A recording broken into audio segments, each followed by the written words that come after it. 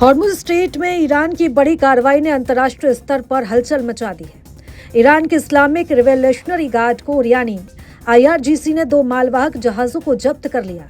खास बात यह है कि इन जहाजों में से एक भारत की ओर आ रहा था, जिससे भारतीय सप्लाई चेन और व्यापार पर असर की आशंका जताई जा रही है। ईरानी मीडिया और IRGC के मुताबिक जब्त किए गए जहाजों की पहचान MSC फ्रांसिस्का और इसी के साथ ही एपामिनदास के रूप में हुई है। जानकारी के मुताबिक एपामिनदास दुबई के जेवेल अली पोर्ट से रवाना होकर गुजरात की ओर बढ़ रहा था। अब सवाल उठता है कि आखिर इन जहाजों को क्यों रोका गया। IRGC का कहना है कि दोनों जहाज समुद्री नियमों का उल्लंघन कर रहे थे। आरोप है कि जहाजों ने नेविगेशन सिस्टम में हेरफेर किया, ईरानी नौसेना के निर्देशों को नजरअंदाज किया। IRGC नौसेना ने अपने बयान में कहा कि इन उल्लंघनकारी जहाजों को पहचान कर रोका गया और अब इन्हें ईरानी तट की ओर ले जाया जा रहा है।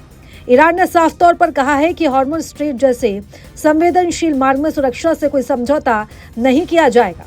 आपको बता दें कि हॉर्मुज स्ट्रेट दुनिया के सबसे अहम तेल मार्गों में से एक है, जहां से वैश्विक तेल सप्लाई का बड़ा हिस्सा गुजरता है। ऐसे में यहाँ होने वाली कोई भी घटना सीधे तौर पर अंतर्राष्ट्रीय व्यापार और तेल की कीमतों को प्रभावित कर सकती है। इस घटना से पहले भी इलाके में तनाव बढ़ चुका था। हाल ही में 3 मालवाहक जहाजों पर फायरिंग की घटनाएं सामने आई थी। रिपोर्ट्स के मुताबिक एक गनकोट ने अचानक गोलियां चलानी शुरू कर दी और हैरानी की बात यह रही कि कोई चेतावनी भी नहीं दी गई।